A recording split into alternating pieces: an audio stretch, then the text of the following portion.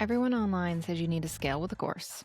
And I say, sell the damn service. I'm Emily Williams, award-winning consultant and Productize offer expert since 2014. And I'm here to help you work less, make more, and stop custom building your burnout. Each week, we talk strategy, structure, and the real stories behind sustainable service businesses. You know, from service providers who like doing service work, who want to stay in service work, but also just make more money. If you're ready for all that yapping, then let's dive in.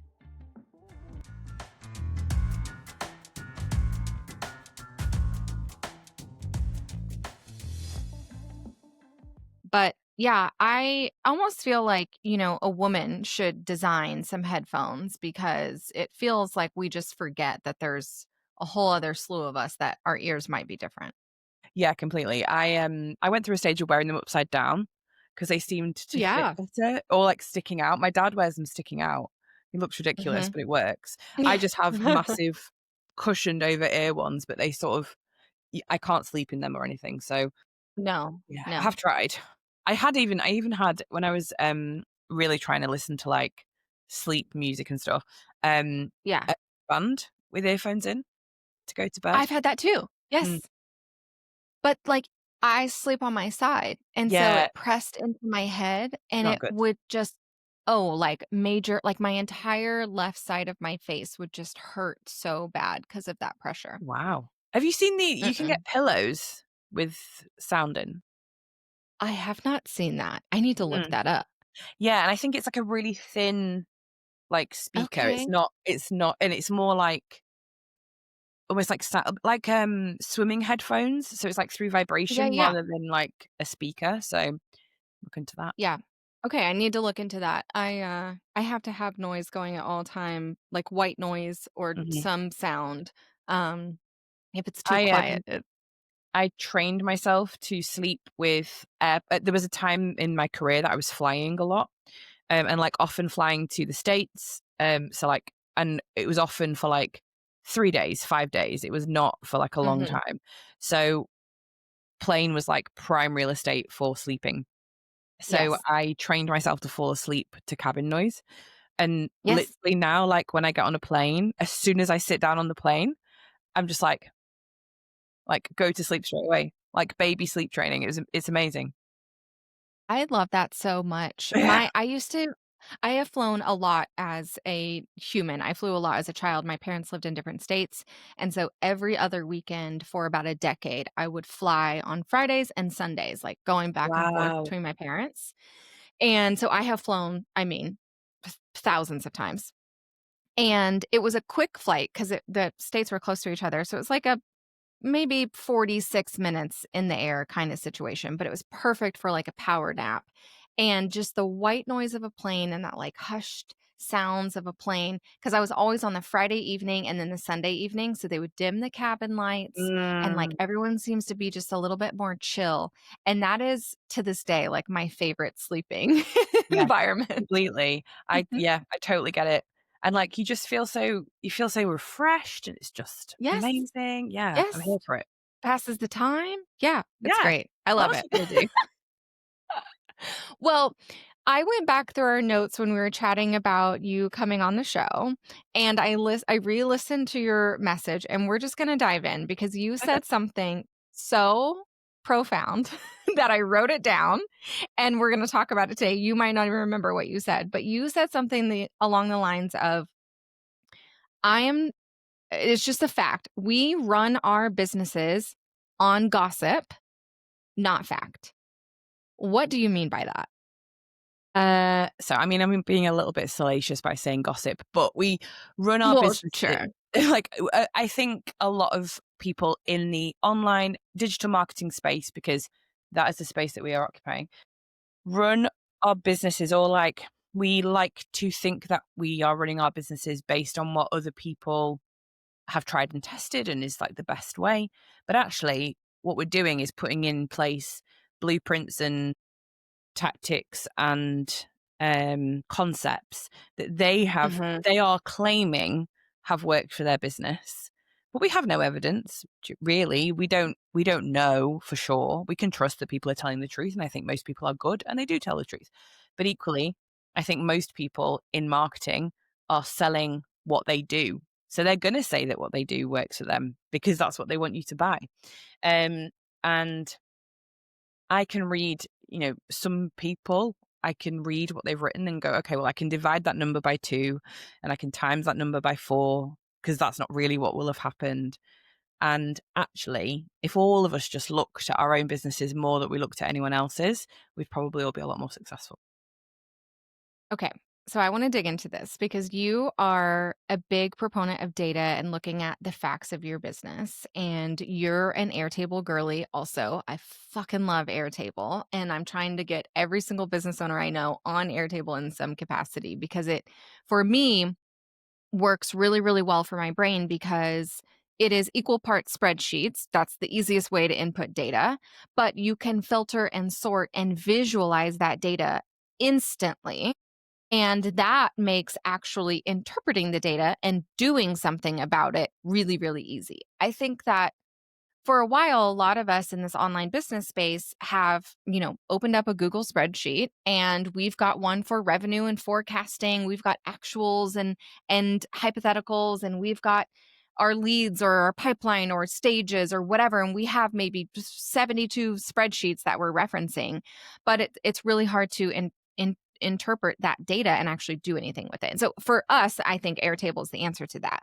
But I also think that there's the conversation here of like, okay, what data actually matters the most for businesses? And when you're looking at it, I think that the skill set that we all need to go into practicing in this season, maybe we can make it our 2026 goal, is actually what does the data mean? And then what do we care about and what are we not going to care about? And I think that like the root of your statement is the answer is in the data, and the answer might be different for you and it might be different for me, even if we're looking at the same piece of data. And Mm. so when you're looking at your own business or your clients, how do you start to kind of train them up to actually interpret what's in front of them? So, I mean, obviously the first step is just start tracking. And that's such a throwaway thing for me to say, like, start tracking. But I had this conversation with someone the other day, actually. They said, well, you're saying start tracking, but what does that mean? Does that mean setting up a table base? Does it mean like downloading something? What does it mean? Like, it can't just be as simple as a tick. And I'm like, no, it is. Just tick. Like, Uh-huh. just what do you want to have done today? Have you done it? That's it. I mean, you can see it as like a to-do list. You could see it as however you want to see it. But for most people, the flaw in me going, it's all in your data, you just need to track, is that they haven't ever tracked anything. So and I think a lot of people start with the hard stuff. So they'll start with like all my page views or my Instagram follows or my email open rates and my click-through rates and Mhm. what's my average customer value. Mhm. They're really hard and boring. Don't look at them. Look at what you're doing. So what can you control? Like, track the things that you are in control of, because you Yep. can't control what anyone else is doing. You can't control if someone sees your post, and if they see your post, that they act on it. You can't control any of that. All you can say is, "Did I show up today? Like, did I ask someone to spend money with me today? Have I checked in with my clients today?" All of the things that you're in charge of, track them, and then at the very base, track your inquiries, track your sales. Just start with Mhm. that. And then once you start to track those things, you will start to see a correlation between, okay, well, actually, go figure. When I post on Instagram, I get inquiries. That's amazing. Right. you know? Right.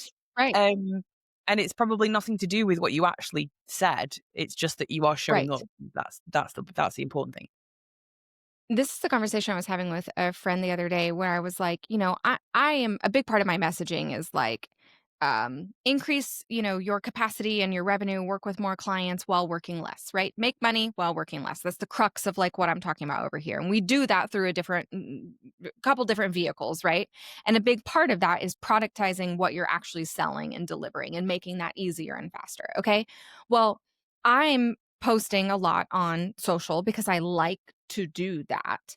And I also know that even though I cannot connect the data, the more I show up online and talk about what I do and post on threads or make a story here and there, the more inquiries I get. Even if they don't come directly from, I posted that Instagram story, someone saw it, and then they reached out. Mm, A part of this is how I kind of look at it in two ways. And like, if you're not woo woo at all, like you can take what works for you and leave the rest. Like, this doesn't have to apply to everyone. But for me, the more that I show up online, the more that I'm reminding people, this is what I do, this is what I have available, this is what I can help you with. It practices and flexes the muscle for me of talking about what I do, who it's for, that you need to work with me, that I'm available, I'm open for work, basically.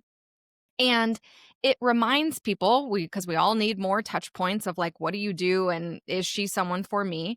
Whether it's for you or for someone they can refer you to, right? You showing up gets that out. But more so for me, what I've seen in the trend over the years is that something happens energetically. If I'm just showing up and not worrying about being cringe and talking about my offer and not worrying about being too pitchy. And if I'm doing that in the channels that feel fun for me, which is threads, Substack, podcasting, Instagram stories, right? Those are what feel fun for me. Then energetically, that opens up the door for people who want to work with me, even if they don't see any of that shit. mm, And it just is this weird, like, when I go into my cave and get in my head about like, I talk too much about my thing, or I'm posting too much, or I don't have anything to say, leads also dry up. And mm. so it's this weird, like, there can be a correlation without the data. Like, I would never say, post more Instagram stories to get more clients. That's not my strategy. That's not what I would recommend for nearly anyone. And yet, that's kind of the backbone of my business. I think, you know, like I like to categorize things of like pre 2020 and post 2020. I'm sure a lot of people like to do that. Yeah. Um, but like pre 2020, when this space was not as busy and there were the big names, they could send an email and make six figures. Like it could literally be that obvious, you know, this email made me this amount of money. 100%. Same with Instagram stories. You know, threads wasn't a thing then, but Facebook posts definitely were. And you could track in that way. It could be that granular. But now, you know, so many things are happening. Our attention spans are so much shorter. We are literally sitting there swiping between 5 different social media channels of an evening. We're not opening our emails and reading them in the same way anymore. I know definitely, I mean, Mhm. you just mentioned Substack. I'm a email girly through and through, and I know I have people who will like filter my emails off and read them like when they're having a coffee on a Saturday or whatever. Like it's not immediate anymore. And I think a lot of us have been trained to expect that immediacy of like, well, I posted, why have I not made any money? But it's because you're exactly what you're saying. It's that compounding visibility that you are building to be present in someone's mind and be the first thought that they have when they sit down. It's the zero moment of truth. Like when someone sits down to search for what you do, and you are the person that comes to mind. And that is a result of that old marketing sum of like 4 different channels, 7 different touch points, 11 different times. Like Right. I know those numbers Right. are like, I think like the last piece of research that I read was it was 250 micro touch points that someone needs to make with you to decide to even inquire. So like, That is wild. I mean, and that was probably 2 years ago that I last looked it up. Um, and like numbers get thrown around all the time. It is a true piece of research. Like you can go and it's Google created the research, but the touch point piece is a real number. You have to search for it, but it is. And the touch points have changed as well. So like when Google did that piece of research, I think it was in 2009, maybe, might have been a bit earlier. They based it on things like adverts in magazines, billboards, a truck Right. Right. driving by you, like that real out of home advertising. And obviously now the world has changed so much that a micro touch point might be someone mentioning your name, like you just said about like referring, or it could be them scrolling on social media and seeing your face. They're all of those are micro touch points. So yes, the volume is so much more, but also the time is so much shorter. So like you can be so much more visible. And you also need to be able to make any money. Yes. And this is why, like, every single time I chat with a client who's so hung up on, I don't know what to say, I get nervous about posting, I don't know what to say. And I literally tell them, as someone who is a copywriter and who loves creating content, and there is definitely like good content, bad content, mediocre content, every piece in between. I literally tell them, it doesn't matter. It doesn't matter because someone might not even see it, and it doesn't matter. And you just have to keep doing it. I think one of the best examples of this is in this space, and I've had her on the show before, but Airtable Ashley, right? That's kind of what she's known for in this space. She's the founder of Systems Over Stress. She was in a recent launch and she was posting and emailing all of the time. She was everywhere. Every time I opened, I almost screenshotted it and sent it to her, and I should have because it was hilarious. It was like, I opened up my threads and it was like political post, political post, Ashley and Airtable, Taylor Swift, Ashley Airtable, something else, Ashley, something else. Like, and it was just so intermixed with everything that was in my feed already. And I would notice, I would look at her thread post, and the only like comments were her own sub-threaded things. Maybe they didn't even have a ton of likes. They didn't have engagement. It didn't matter. She had the biggest launch she's ever Mm. had when she wrapped, and she was showing up everywhere. And I think sometimes we get just so stuck in our head about like each thread has to be perfect. Each Yes, Instagram post has to completely. like talk to the right person and say the right things. But like, I think that data right there proves that wrong. And Ashley said, I mean, it will still be up, go and find the thread, but she said it perfectly and so succinctly that one of her friends had got in touch. And I don't even think it was someone in the business space, but one of her friends had got in touch with her and said, oh gosh, I thought your launch was going badly because you were posting so much. And she was like, no, it went so well because I posted so much. And I fucking love that that was said because I feel like it calls out that uncomfortableness in the room of, oh, you only pitch yourself when you need to make sales. Mm, No, actually. I pitch myself every single day, all the time. I'm talking mm, about my thing all of the time because I run a business. mm. And especially if you're in a cart open, cart close launch, that is the structure of how she runs her program, you best bet she's going to be talking nonstop about what is the thing. Like I Oh, always say to people, if Good American, who I have bought from once in 2 years, if Good American Jeans can email me twice a day, every day, 365 days a year. listen, listen. And here's the thing. I said this maybe a decade ago, and I still stand by this. When maybe it wasn't that long ago because when Facebook changed their ads, do you Mm. remember when like, because you've been Yeah. in the space for a while. So Facebook ads used to be like, you could Yeah, print yeah, yeah. money with Facebook ads and you could retarget really well and you didn't have to spend a ton and you would get great conversions. And then they fucking changed everything. And Apple specifically changed their privacy laws, which like Mhm. I understand and I agree with. Also, I'm not Mhm. anti-privacy, Yeah, but yeah. they changed how you can retarget people. You can only retarget people who have done certain behaviors, right? And it drastically changed how ads performed for people who were running ads, right? And it was kind of a bummer for people like me, who, yes, I was on the side of running ads, but I'm also the side of I love being marketed to when I'm in the market for something. Mm. Like right now is a perfect example. We went out of town last weekend and I went to the gym and I ran on a treadmill for the very first time in my life. I run outside, but I decided to run on a treadmill. I was like feeling some anxiety and I was frustrated with a couple of people. And I was like, I'm just going to go run for 30 minutes. It's going to be great. And I loved it so much. So I was talking to my husband about like, I think I might want a treadmill. Is that fucking crazy? Like, it's a huge piece of equipment. We already have like a Peloton bike. And I'm like, where's it going to go? How do I want to do it? So I'm doing, of course, research about treadmills. You best believe I'm getting ad upon ad upon ad from treadmills. And guess what?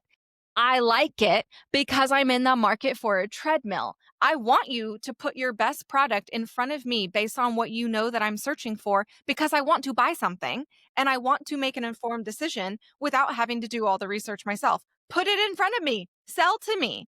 And so why can't your business be the same way even without ads? Mm. I think as well, like, I really feel like this leads back to like that gossip point of we also are really good at listening to what our peers are telling us, um, and what they're feeling. And like, you know, I know you will see as well as I do, a lot of people in this space, especially on threads, kind of forget that it's public and kind of forget that they're running a business. So like they'll be like, "Oh, things are really hard right now," or "I'm really tired," or "I'm finding it like my audience aren't talking to me," or "What do you do when your launch doesn't go as well as you hoped?" And like all of these things. And it's like you would never show up on another platform and say that. Threads just seems to be Right. this weird, like Right. little private party thing. And but then it's really easy for us to read that and feel that energy and like take that on board. I'm just Yep. oh, I was watching do you have you ever listened to Good Hang with Amy Poehler? No? No. Oh, yes, This yes. yeah, I've so seen clips of it. this Yeah. this is like it links. I was just trying to think like where did I hear this today? And it was on a clip with Amy Poehler and Rachel Dratch. And she was talking about The Secret. And obviously like The Secret was huge, like Yes. ages ago. Okay. Yes. And I just like put it in my cart again for There you like go. I So yes. she was Okay. saying how she went to basically her therapist told her that she needed to go on a solo holiday. She needed to stop listening to other people, relying on other people's views, and needed to go on a solo holiday. So she went on a solo holiday to Costa Rica. And she met these two sisters, and these two sisters basically taught her all about The Secret and manifestation and all of that stuff. And she was on a beach, and there was these macaws flying above, and one of the sisters was like, "I would love to take a macaw feather home for my daughter." And they carried on along the beach, and then a feather dropped in front of her, like, and she was like, "Ever since then, I've just lived my life in a way of welcoming open arms, come to me." But she said, "I have to be Yes. really careful because if the people around me, if what they're putting out is a thing of Yes. lack, then I'm receiving that lack as well." And I'm not super spiritual. I say with oracle cards literally sat on my desk next. Um, Girl, I feel like we're in the same camp of the I have two tarot cards over here, and I'll sit here and be like, but I'm not really like that. Like, I don't really know. Yeah. um, Yeah. sorry, I just held up a box of oracle cards and a box of tarot cards. But yeah, I'm very curious. I'm like woo curious, woo adjacent, I would say. Yes. But I do believe like there's times when I have to just go and mute, or and I don't block anyone, but mute or unfollow, or just like consciously go and I search mute out. so many people. Yeah, mute Yep. is my favorite button. Yep. um but because I see and I feel very susceptible to how, and like I met a friend today for lunch and I was like, "Oh, how did your launch go? We've not really spoken about it." And she's like, "Oh yeah, it was great." And I was like, "I didn't get that from what you were putting on social media. Like I didn't get that it went really well." And she hadn't specifically said that it Interesting. had gone badly. But Sure. then I The see people like vibes. Ashley who have like Yeah. amazing launches and they're doing Yes. updates on how much they've, and I know Yes. that does turn some people off. I get that as well. But Sure. I also think maybe it's a British thing that we're really reserved when it comes to money. For sure. But like there's definitely a happy medium somewhere of, Yes. you know. Yeah. Well, and like not to make this a case study of like talking about Ashley's launch behind the No, scenes, although we definitely could because it was it's literally just phenomenal. And I happened love though. her. Like we are Exactly. And I it's love in her the so moment. much. Yes. Yes. And it's this like, I know when she started sharing, I think it wasn't this recent launch, but the one before where she started sharing out loud, here are my goals. And when I reach them, here's what I'm going to do. That is part of manifesting. Like Mm, that's literally it in action live for us all to see. When I reach this, I'm going to, get my apartment cleaned. When I reach this, I'm going to go book a spa. Like we're celebrating that. And like, and again, back to your point earlier of like most people I believe are good and have good intentions and like all the things. We want her to succeed. Like mhm, if you are in this space and you're doing your own thing, right? And we're having good intentions, we want that for her. So if mm, she's putting it out saying this is what I want and this is what's going to happen, and we collectively who love her, support her, follow her, like her, you don't even need to love her, but just like her as another human being who's on their own journey, you see what she wants and you've got good energy toward that thing. Guess what? She just like 100x'd that manifestation or desire because she put it out there.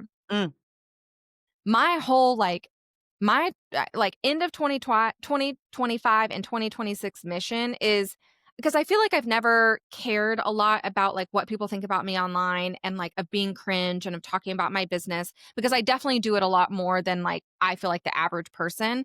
And my husband, who also owns his own business, who's like pretty reserved on the like talking publicly about business, he's like, "You're so good at that. I can't imagine like doing it how you do it." I wanna do it even 10 times the amount that I'm already doing it, and 10 times more Mm, powerful, and 10 times more out loud. I love building out loud and bringing people on that journey, and I have seen it, like, unfold in real time, the power of that, like, collective mm. support and what it can do. So, y'all gonna get sick of me, and I don't even care. I definitely need some of that energy completely. Like, I'm at that place now. I've just like literally in the past week had quite a few things happen, and I feel like this heaviness has like lifted off me. And my Yeah. pal was messaging me today. She was like, and again, sorry, it's like more horoscopy things, but she said, you need to see when your Pluto square Pluto is because it sounds like that's kind of leaving you. And I was like, oh, okay. Because I've just turned 40 Hey. and that's what happens when you're 40. Um, and so I feel this like energy and this very much like, yeah, you're going to hear about me because I want to make money and I'd never want to Yes, go and have another job. So like, this is how I need to right. make money, you know? This is what I'm doing. Um, Yes. so yeah, I'm totally here from it. I'm about to start building in public and, it's the first time I've properly committed to it. And Yes. I'm really excited. Yeah, it's going to be good. I love that for you, and I think that, like, you said something else in your voice memo when we were chatting. To me, honestly, these things go hand in hand. You said something like, "You can tell the future with your data." And I Mm, think, like, what we're talking about right now is the, like, we can create the future by building out loud and being intentional about what we want, and then as soon as we start to get results, we can then tell how that's going to continue to unfold by looking at the data. 100%. Like, I have forecasted 4 seven-figure launches to the to the penny by the day. Stop Just it. yeah. Like, I knew how many sales we would get every day. I knew how like, what we would end on, and, like, the business owner was like, "Oh, I think we can push to this," and I'm like, "It's not gonna happen because like, we It's not gonna can't happen. there's not enough people in the top, the conversion rate isn't Yep, there, blah, blah, blah, blah, blah." yep. It's nothing to sniff at. It's like 2.9 million. It's nothing to Right, sniff at right, I at think we'll all. be fine. But, yeah, like, and that's why I know it's possible for any Yes, size of business. Like, I can yep, tell probably within an hour of launching something for me, because I know my audience really well and I know kind of what people like and don't. I know how that is gonna go, but what the flip side of that is, you can pull things really quickly. So you don't have to yes. keep going. Like, you don't have to keep working at something. Like, my business name, my, like, LLC name is, Falling Forwards, because Mm, I am so happy to fail. I'm so happy to yes, stop and just move on to the yes, next thing. yep. And I think that's where a lot of people find it hard as well. I've talked about this on an episode many, many years ago on a different podcast. Like I wanted to kind of reclaim what it meant to quit and like I'm a quitter, love being a quitter if you quit intentionally. I think Mm, that there are a lot of people in this industry who quit way too soon, yes. who quit before they even look at the data, who pivot too soon and drastically change instead of like refine. I'm a big Mm, fan of like refinement. But the second the data is there, to me, it's more so like I'm a quick refiner because like there's very few things actually that I've quit that I've actually quit. There's definitely been things I've quit. Y'all know some of them, but the refinement of things is what I think people especially like in our conversation of one-on-one service-based business owners, and I know you don't have digital products, I don't have digital products, and we're in the service space. We have a one-to-one business, that's how we serve clients, etc. While I am into productizing a one-on-one container so that you can work with more people, increase your revenue without having to necessarily turn into an agency, because that tends to be kind of the only mm. option to work with more clients. My people don't really want to manage that. They don't want a team. They just want to make some more money and not work as much. But like They don't want like a $10 million agency, you know what I Mhm. mean? And I love that for them, and there are like not that many resources for those folks. But if you're in that area, when you're at the fork in the road of I'm at capacity, but I want to make more money. We're being marketed to by like what we talked about in your voice memo of people saying, this is what worked for me, this is what worked for me. And so we try to implement those things, not realizing we're accidentally creating an entirely different business. And we're Mm. talking to a different audience member and buyer, and our marketing assets need to be changed. And all of these other things that happen. And the data that you have to look at changes, right? You start to care more about new leads and how long does it take someone to convert and all of these things, where I'm in the service space when I might not have that many leads, but I'm converting 98% of them, so it doesn't matter. Yeah, and if you're And not running an agency and you don't have a team, like, how many people can you actually serve? If you're converting exactly, 90% of your leads, then how many exactly. do you realistically need to bring in? Yeah. Yes. Yeah, that's why, like, when you're looking at the actual issue, diagnosing the actual problem is really critical, because most people will say if it's an onboarding form for anything, it's like, what's your biggest trouble right now? Lead generation. Is it? Is it? 100%. Like, I asked my audience, like, 18 months ago, "What are you struggling with at the moment?" Everyone said lead generation. I was like, "Okay, I can help you with lead generation because that's not your problem. That's not your I'll say problem. that that's what I'm gonna help you Right. with." But, like, Right. I talk about, like, 4 areas that people need to look at to grow their business, and not, like, grow their Yeah. revenue, not, like, grow in numbers, but grow the money in their business. And there's, reach, re-engage, return, and retain. Most people are focusing way too much on reach, like, that's what they're Yep. feeding, like, top of funnel. They're not doing anything about retain and return, and they might be fucking with re-engage, but probably not. They're just feeding Probably reach not. all the time. And then it's like Yep. when they come in, so you've got them, you've brought them in, brilliant. That's when re-engage kicks in, but you're not doing anything to keep them warm. So, like, you might make them an offer at 30 days, they don't take it up, so you just think they're never gonna want it, whereas actually they just need a Mhm. bit longer, and are you offering it? Yeah. We could go on to we could go on for days about Are this, you but putting content in between your yeah. offer? Like, yeah, there's a whole slew of Do they things. Yeah. just literally go in a bucket like crabs, and then you're just gonna, like, see who climbs up the wall on the side?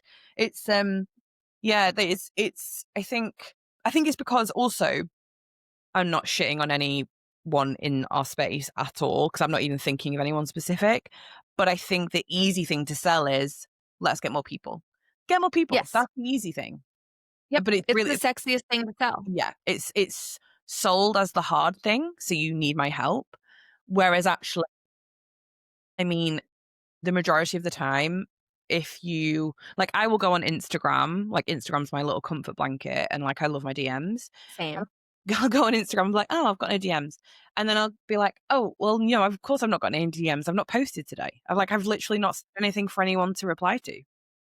Yeah.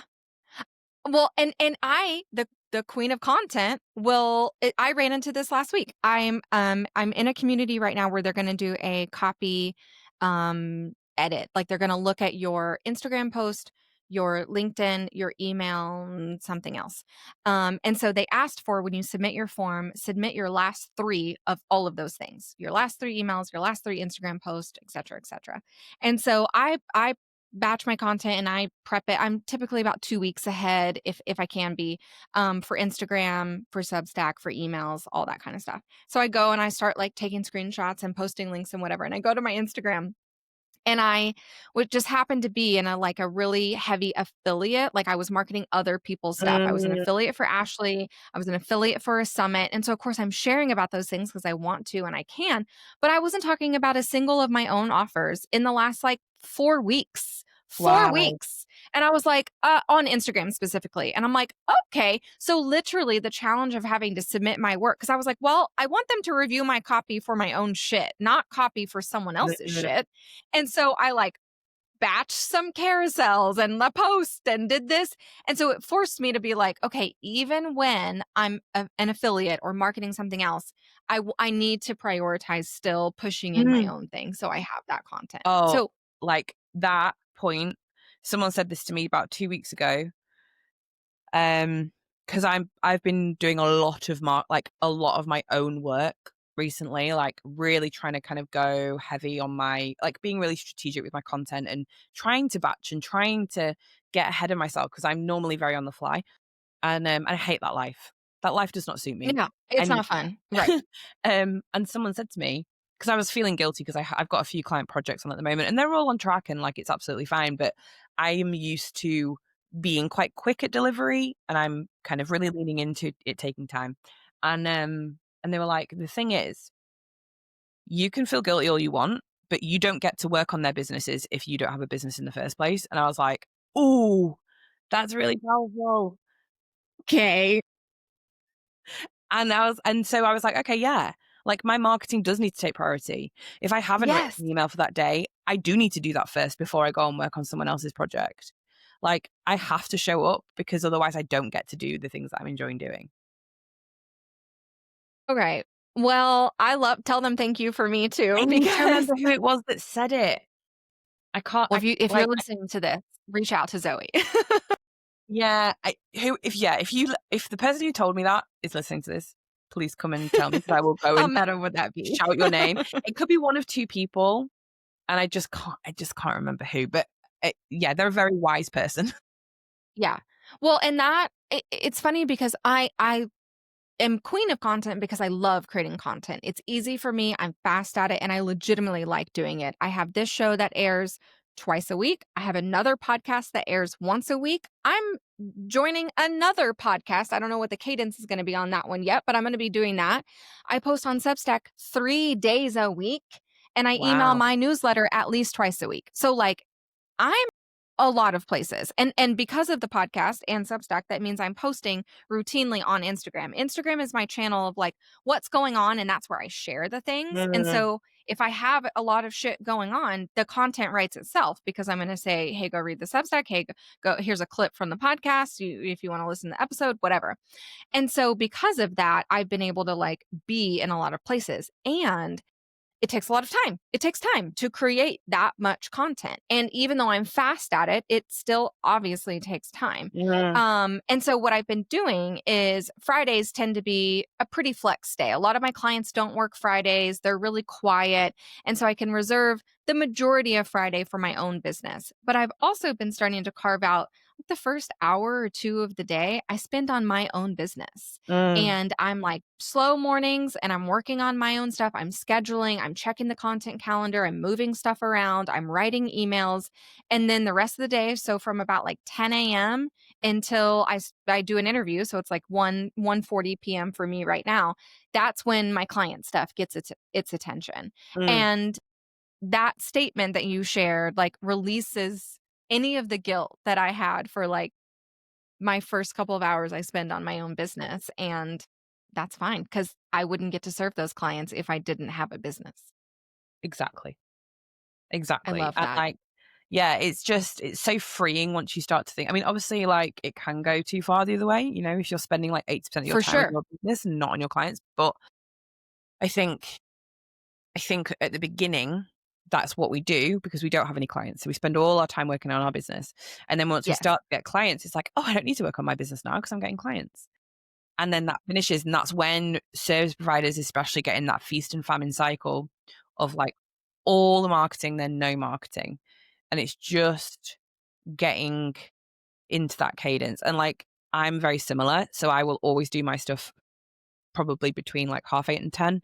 And then I'm Hmm. like, I know once I start, especially in Airtable, once I start something, I am not leaving that base until what I need to do is done. So Exactly. Oh, yeah. yeah, it's yeah.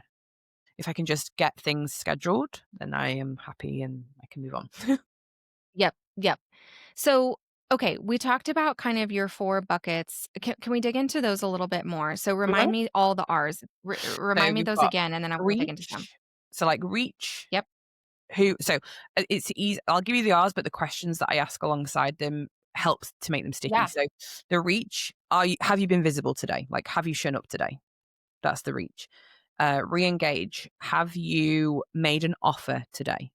So an offer in this context could be a freebie, could be a lead magnet, could be a listen to my podcast. It could be something like that, but it also can be, have you made a sale? Uh, Return. So, like, that is all to do with. So, the question that I would ask there is, have you delivered value to your existing clients today? Mm. So that is, checking in with them. It could be project based, but also return, because in data terms, it's like what return are you making on the clients that you've got in your business? Like, are they buying other things from you? And then retain. So retain is, have you spoken to someone in your network today? So that might be an ex-client, it could be a peer, it could be someone that you met at a networking event, it could be like connecting, like me connecting with you, for instance, like just someone who isn't going to be a client but potentially could refer you in the future. So they're the 4 areas. And like, if you do all of those things every day, you will see an increase in your sales and you will see an increase in your inquiries. And a big part of that, I love that. First of all, I'm gonna write that on like a note and put it like by my computer It's because so I think simple, that and it that's such literally a is just like a checklist. Like, you don't need to yes, overthink it's a it. check-in. Yep. Yeah. Yep.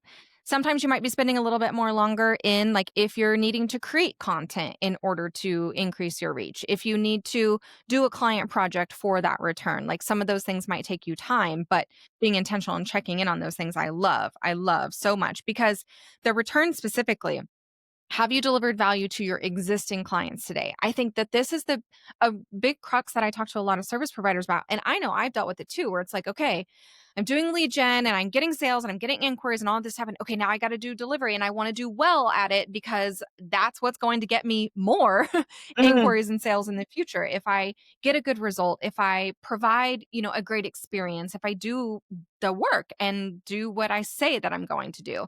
And, it is difficult, especially if you're a solopreneur, to manage all of those moving parts Mhm. and pieces all the time.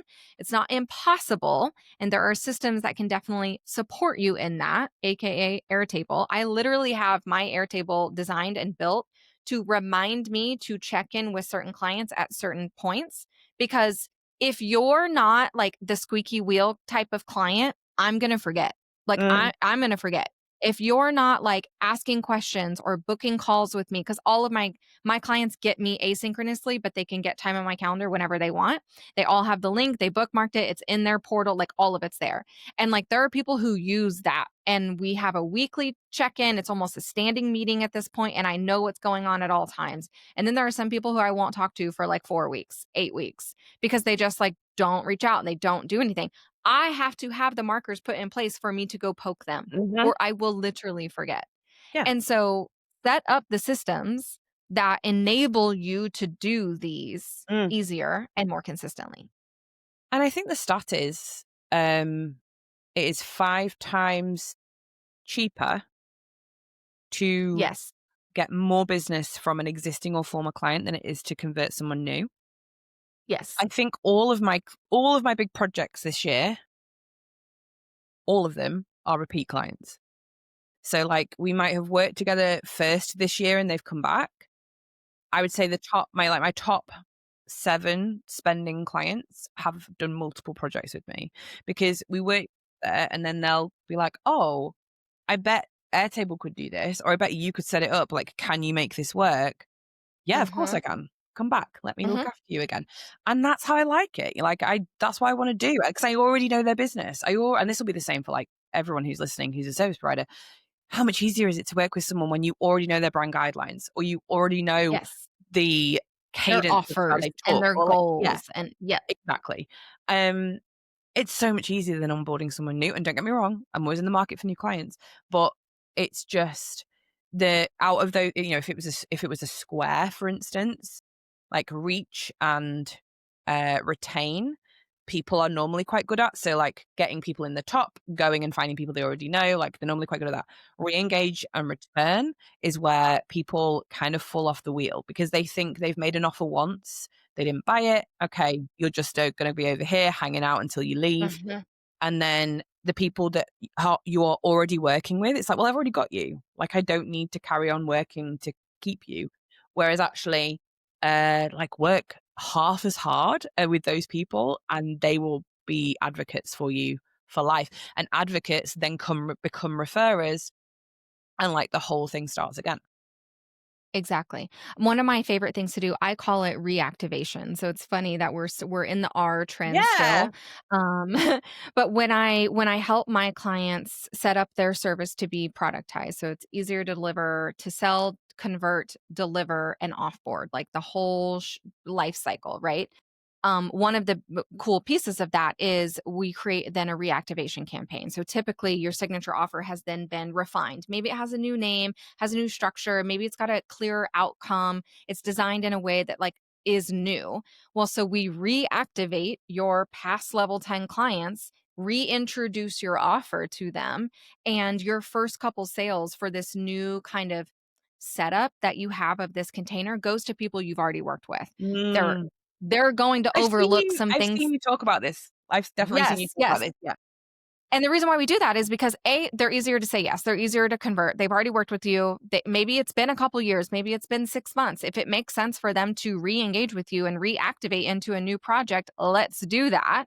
And so we reach out, we get them inside, and they're going to be the folks who are giving you the feedback on this new process. Sometimes as a Mm. service provider, especially one-on-one, it can be nerve-wracking to productize your craft, right? If you're a web designer, a copywriter, a strategist, and that the magic lives in your brain, sometimes Mhm. it's really hard to conceptualize how does that get into a process and how is it productized and how can I rely on systems to help me deliver my magic when the magic lives here. And so we go through and we build out the whole process, but you get to test that on people who already love you, who already trust you, who've already worked with you. And so if there are any kinks whatsoever in the messaging or the results or the process, we can make those before kind of like going live with the thing. Mm. And you have a cash injection because you just Yeah. converted 3, 5, 6, 7 people who already know you into this container. Mm. It's a win-win. It's my favorite thing to do. And with productizing anything, it means that you are then collecting the data to be able to make your marketing so much stronger. Exactly. If you yeah, it's the thing that I mean, it is the hill that I will die on. It's the thing I've been talking about since 2014, because my success of I started my business as a photographer, and when I go back and look at, okay, what changed from when I was not making any money and I was scattered about my marketing and my efforts and my going to networking event and doing all of the things, what like made things click into place? And I've told this story a lot, and I related it previously back to selling and kind of marketing strategy, right? Well, like I made people feel different. I raised my prices. I made more money.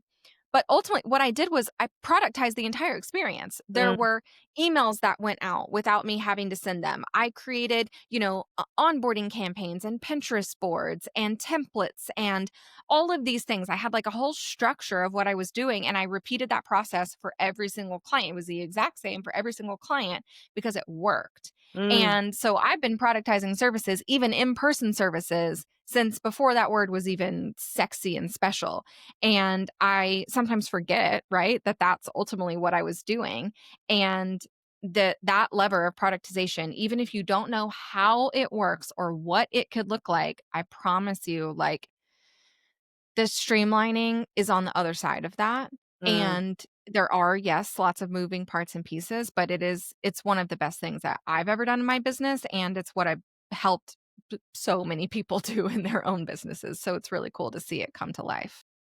I think another thing with productizing that a lot of people don't realize as well is that you can hold your boundaries so much better when you have a Yes. productized service. There's no gray Yeah. lines, there's no bending. It Nope. is this is it. If you want extras, it costs this much. Yep. I just made an episode about this. I mean, it's probably a couple episodes back at this point, but I also dove into it in Substack. And so I'll just plug it here. This is exactly the point I made for productization. Scope becomes clear, boundaries become clear. So that when this client says, oh, now I want to do this, it is so obvious that before you even say, that's out of scope, we need to create a proposal for it, they are saying, hey, I want to do this. Let's scope this out because I know it's extra. Mm. My clients tell that to me now. I don't even have to Amazing. say it. They say, I know this is out of scope. What would it look like to get this Mm. done? And that is when you know you've done it right. Yeah. I'm in a project at the moment that I did not have clear boundaries on. Hmm. We've all been there. Yeah, the project is not fully delivered yet, which is why I am continuing the way that I am continuing, because it's going to be a corker of a case study when I'm done. But Uh-huh. the amount that I've learned from this project, Yes. like, has come into Yes. every single project that I've quoted for moving forward. Even down to, like, how I write my proposals, because they are not pushing the boundaries. This is not like we are fully still within scope, but the their staff has changed quite often, like, since I've been working with them. Mhm. So there's been long delays between each one.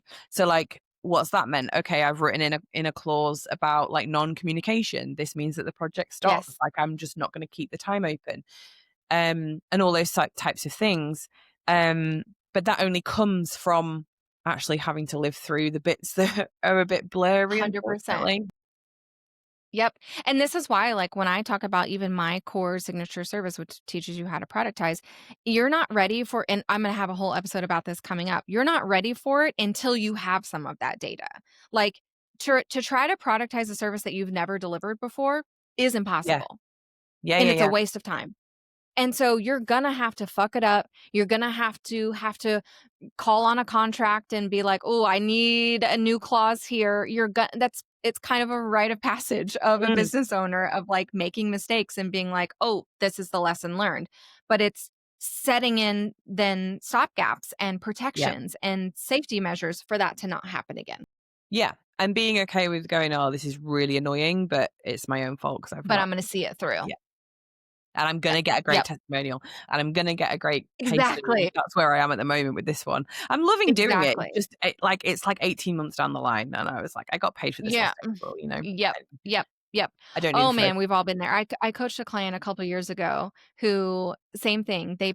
Their client paid their entire service fee for the deliverable and then just was not responding, and my client needed access to their shit to do the thing. I think it was like a Dipsado setup, and they, like, weren't sending login, they weren't sending offer names, they weren't sending any of it, and she's like, "I can't just make this up. Like, I can't do this without you providing me the stuff." And so weeks and months would go by. And so finally, like, and she kept, like, complaining about it to me. And I said, "You got to let it go. Like, at this point, the fact that you didn't have something in your contract that covers this, like, you need immediately right now to go put that in place. And I will script you some emails of inevitably when this person reaches out to you in a year and wants to pick this project back Mhm. up. But this is why you've got to have these boundaries in place." And Yeah. sure as shit, it was like 13 months later, that client Wow. came back and they're like, "Okay, I'm ready to do this." And my person had, like, they're doing something completely different at this point. And I'm Mhm. like, "Are you it's wild what people will try out here." Yeah. I have that clause in my contract. Very similar situation. I had a client 2 years ago. 2 years ago? Yeah, I think it was 2 years W ago. what is time? I know.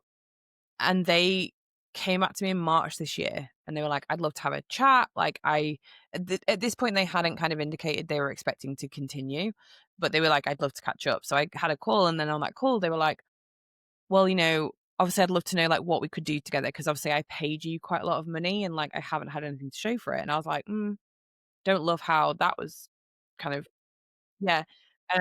Now, luckily with my business insurance, I get legal advice. So I got straight on the phone to them and I was like, "I've got this clause in my contract that says if there is non-communication, the contract is null and void." And she was like, "It's a little bit woolly, but I think from what you've told me, you're good." So I just didn't enter into communication with her because I was like, "We're done. Like, it's, We're done.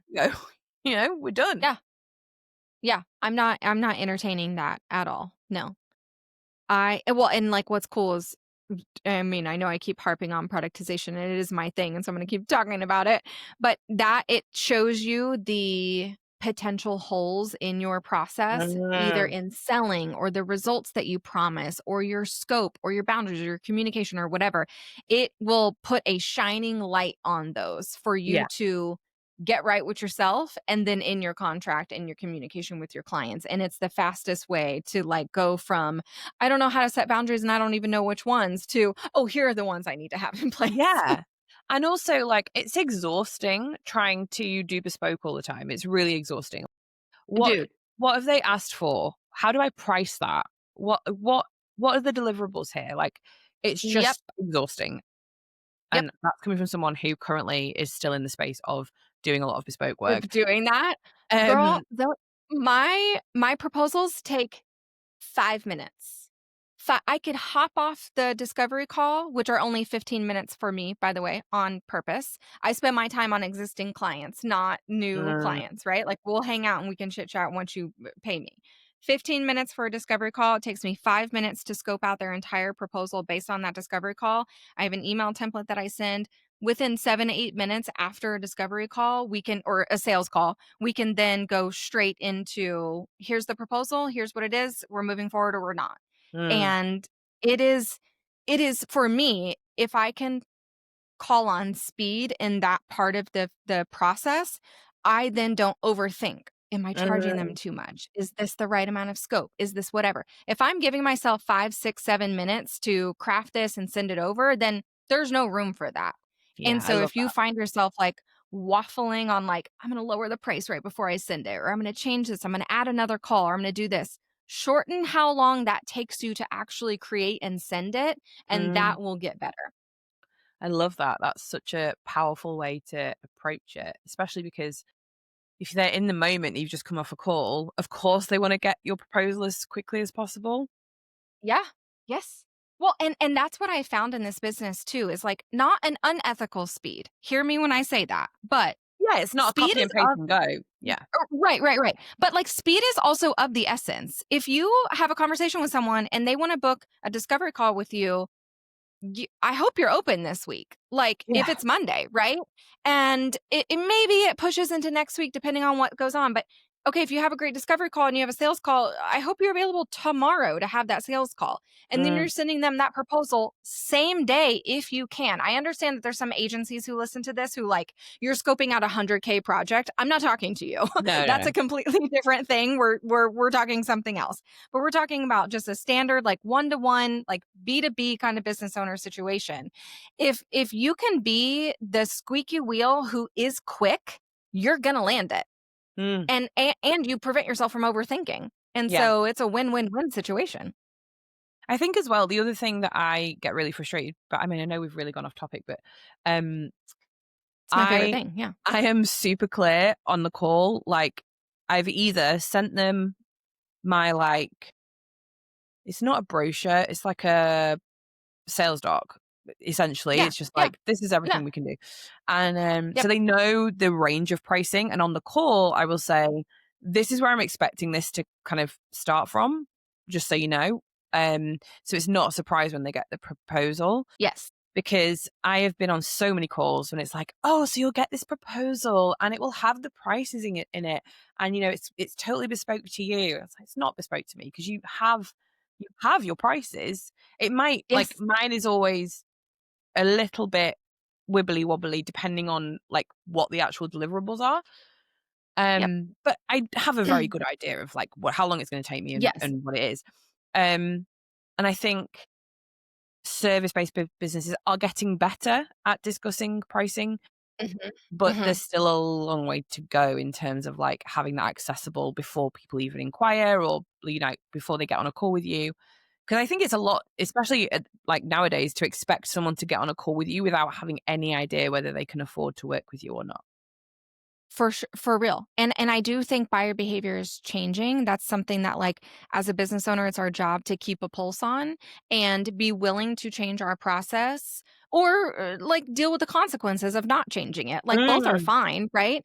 But absolutely, I think we're in the era of my clients typically spend a range of blank, right? And putting that on our homepage or putting that on our services page and getting really transparent about that. mm, My favorite version of this, and it's so funny because like I'll have clients who are like, they work with like huge companies and they come in and consult and they'll have like a sales call with the client and they'll come to me as helping them kind of craft that next email and move this conversation along. These are definitely sales conversations that sometimes take months to come to a mm. close just because of the size of them and how much red tape there is in approval and Yeah. like all of that stuff.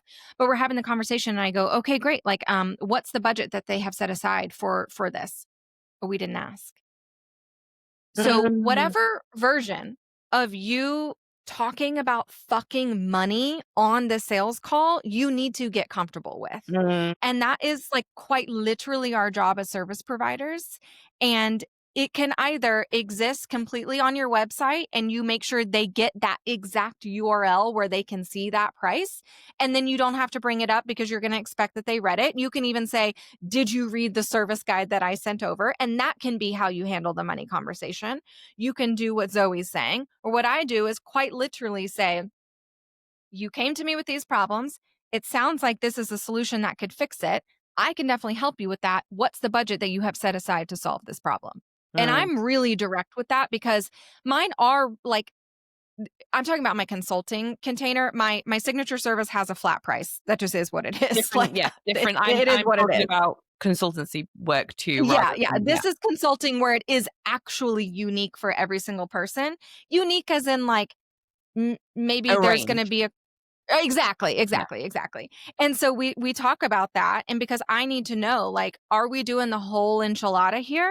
Or am I coming in to just do one piece of the puzzle? And I need to know that because it's not fair to me for me to create an entire proposal around the whole enchilada if you have a fifth of the budget that I thought that you might have.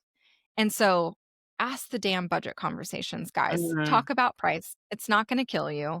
And it's going to make this process a lot faster. Yeah. Oh, yeah. And you'll get a yes a lot faster as well. And that's what you want at the end of the day. 100%. Yes. And also, and they... Go on, you go. I was just going to say, they also... People are... ideally shouldn't be hopping on a call and talking to you about solving this problem if they haven't at all thought, I'm ready to spend money on solving this problem. Yes. So I was going to say, the other thing that I love to like remind people of is they have an idea of the problem that they have and they have an idea of how they want it solving, but you know what they actually need to get it solved. So make sure that you're not just going in with like the whole enchilada, like you're saying, like give them the enchilada that they want, but then give them the meal that you know that they need. And then like the golden restaurant at the end of like, this is the dream project for you. Because most people in my experience, I mean, it's a very old style of consultancy, but like most people in my experience go straight down the middle. So you're getting win-win because you're creating the project that you know they need and it's going to surpass any expectations that they have, but you're also getting paid for the work that you are going to do rather than going with like the first option, which some people do, and you can deliver that and it will be exactly what they were wanting. It's not as good as you know it could be, but that's not on you, that's on them. And also that might, like, I've got a project at the moment and I was like, oh, and I'll record some looms so you know like what you need to do. And she was like, I'll be honest, like if I need to update this, I'm coming back and you're doing it. Like I'm not good. You don't need to teach me. And I was like, okay, that's amazing. Like that's fine. But she had gone with the first option. So if she'd gone for the middle option, like she wouldn't have needed to do that. But some people just need to, especially if it's the first time you're working with them, they need to know like if it gels, what it's like. Yeah, exactly. Yes. It's my favorite thing. I brought this up. I said this multiple times on the show, and I hope that you guys keep hearing me say it because that is the mark of a good guest and a good conversation.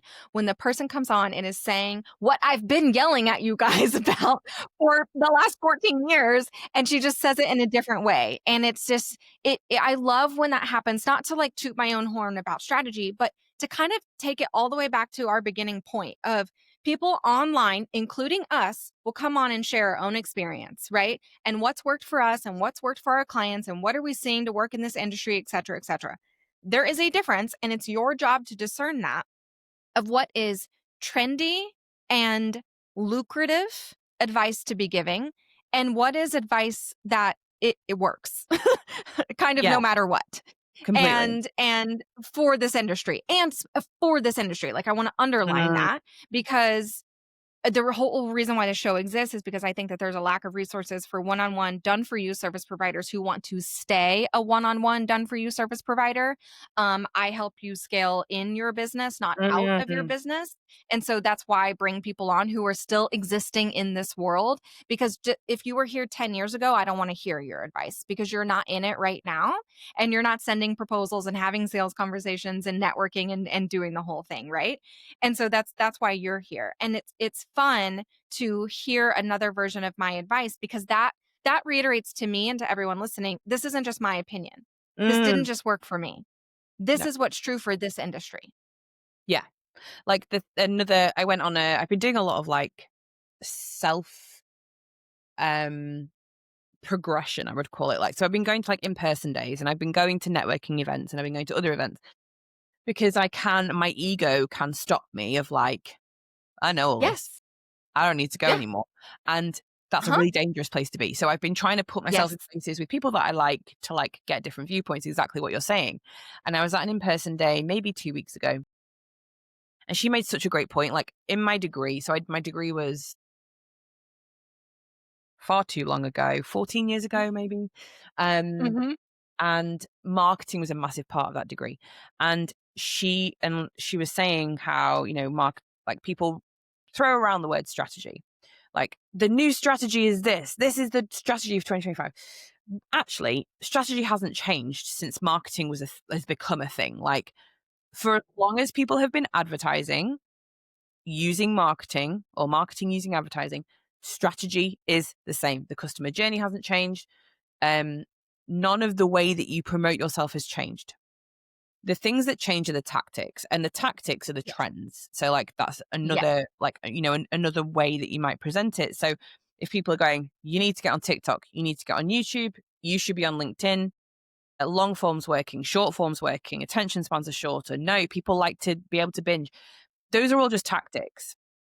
So like pick the tactics that work for you and just stick with it, because the strategy is going to be the same. Like people, all of the adverts that I see at the moment, like funnels are dead. Don't do funnels. Funnels are dead. No, funnels aren't dead. Funnels will always No. work and have always worked.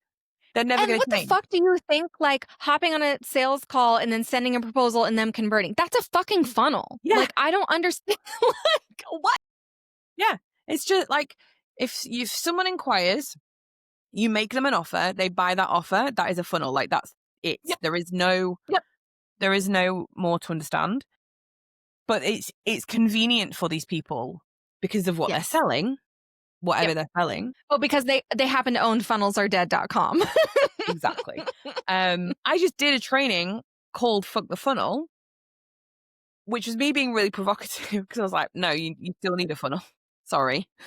But I did it like that because I was like, these people think that they are, that all these new things are what they need. But actually, a lot of people could do a lot worse than going back and reading some really old school marketing books from the 50s, because all of that stuff still works. It's just you need to Yes. update the tactics. Yes. And I talk about this all the time. One of my favorite books is called Built to Sell. I'm probably going to bring it up like every other episode because it's one of my favorites. I read it 15 years ago, and it drastically changed how I think about service work and agency life and productization. And it's what got me excited about productization. And I made it work for me because it's written by a man for a man. So there's obviously tweaks that have to be Like made. And my favorite book is my favorite business book is I had a very similar relationship as you, is Alan Weiss Consulting, like consulting. I can't remember what it's called, but it's Alan Consulting, $1 Million Consulting. That's it, Alan Weiss. yeah. And it's so old school, like old white guy wrote it for boardrooms. Like it is not for this industry, but the strategies within that and like the mindset stuff within Yes. that, anyone can use. And like Yes. it works. It's the psychology of it. Like, and it's Yes. fully anchored in psychological research, scientific theory, which is totally my jam. And if you use his process, you win every client. Like it's not, Yes. it just works. It It's a really just old, works. Yes. It's old school and it works. And it's so funny because the very first course I ever made when I did start getting out of the like one-on-one strategy and kind of, productizing that one-on-one strategy into a program, it was called Pricing for Profit. And the first two modules, the psychology of buying and the psychology of selling, because it's not about like doing more, finding the trendy tactic or doing whatever. It's understanding how it works so that you can then pick the strategy that feels good to you and that excites you and that you're motivated to do, because none of them will matter if you're not doing it. And so you have to find the like cold DMing is not the thing that feels good to me. I don't like doing that. I'm not going to mass message people on LinkedIn or Instagram or hey girl, anyone. I don't like that. So I'm not going to do those, but they work for some people and that's fine. But like the root of that is you're engaging with someone who could be a potential customer. Okay, how can I do that in a way that feels good to me? Yes. Yes, I love that. It's so true. I love it. Okay, I feel like Yeah. we could chat for 17 hours. And so I am going to bring us to kind of the how can people hang out with you online, get to know you a little more. If they're interested in what you've got service-wise, where can they go check all that stuff out? So super easy. My handle is the same across all social. Well, I say all social media. I'm on Instagram, Threads. I am on LinkedIn, but I'm really not very good at LinkedIn. So Zoe, really simple. Zoe Dew. So ZoeRdew across everywhere. My website is zoedew.com. And yeah, just come and yap in my DMs. I'm very like, my DMs are always open. I'm literally there all the time. And I can be quite snarky on Threads when I feel like it. Yeah, they're my two main places, I would say. And I love also, it. I email nearly every day. Like email is my absolute first love. So if you want to properly get value from me, email is probably the best place to be. And you can sign up on my Perfect. website. And I know we haven't talked about this a ton, and this information will be a little bit in the show notes, but who is your ideal client? Who are you working with? So majority of my clients are multi-offer.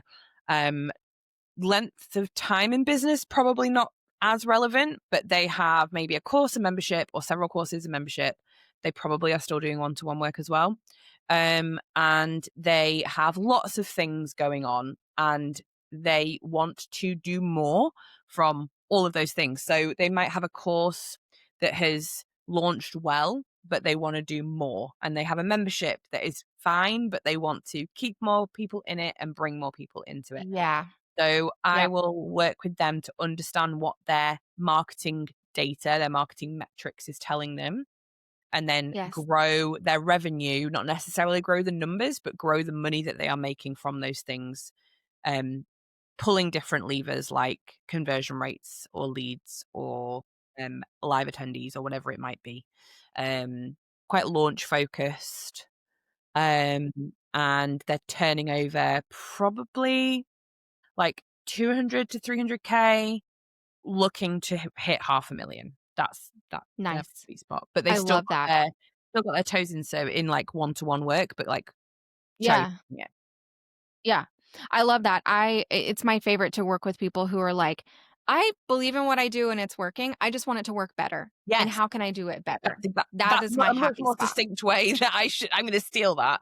Yeah, Yeah, yeah, absolutely steal that. yeah, my favorite clients are the ones who are like, "Oh, this went great, but I know it could do more. Like, what am I missing?" Yes.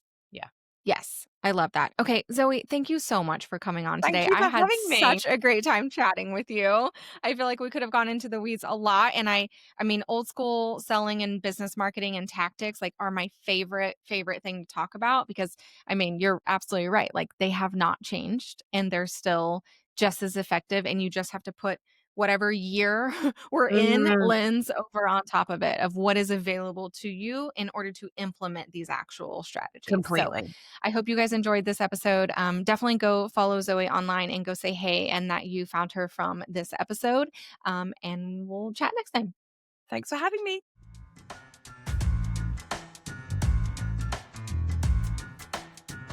Hey, thank you so much for listening to this episode of Sell the Damn Service. I'm really honored that you spent however many minutes you just did with me. Now, if you could go do me a very quick favor and be sure to like, subscribe, leave a rating and a review for this podcast over on Apple Podcasts and Spotify, or, pick your favorite platform. I'm not going to be that choosy. It truly means the world to me. It's how little tiny shows that are like mine, that are self-funded and, being edited in between dinner time and school pickup, it helps us get seen. It's free for you to do and takes just a couple of minutes. And I would love you forever. If I could send you an edible arrangement as a big thank you, I would. So instead, consider this giant thank you directed just at you for going to do that. And share this episode or this podcast with a friend who needs to hear it. I love ranting and raving about service-based business strategies. And, I think more people should listen to this show, honestly. So I appreciate you. Thank you so much. I really, really, really am grateful that you're here, and we will chat very soon.